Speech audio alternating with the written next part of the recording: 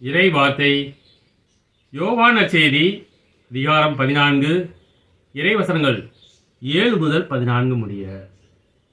அக்காலத்தில் இயேசு தம் சீடரை நோக்கி, நீங்கள் என்னை அறிந்திருந்தால் என் தந்தையையும் அறிந்திருப்பீர்கள்.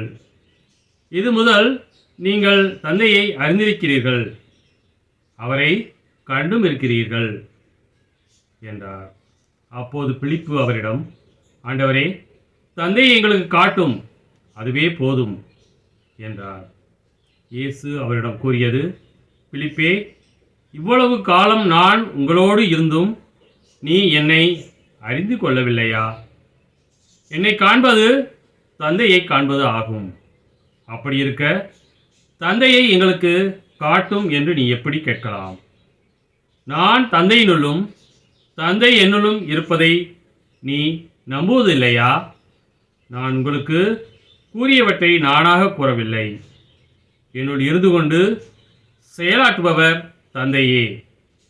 நான் தந்தையில் இருக்கிறேன், தந்தை என்னுள் இருக்கிறார். நான் சொல்வதை நம்புங்கள்.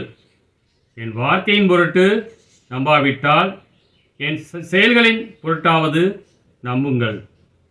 நான் செய்யும் செயல்களை என்னிடம் நம்பிக்கை கொள்பவரும் செய்வார், ஏன் அவற்றை விட பெரியவற்றையும் செய்வார். ஏனெனில் நான் தந்தையிடம் போகிறேன் என உறுதியாக உங்களுக்கு சொல்கிறேன். நீங்கள் என் பெயரால் கேட்பதையெல்லாம் நான் செய்வேன். இவ்வாறு தந்தை மகன் வழியாய் மாட்சி பெறுவார். நீங்கள் என் பெயரால் எதை கேட்டாலும் செய்வேன். கிறிஸ்துவின் நற்செய்தி.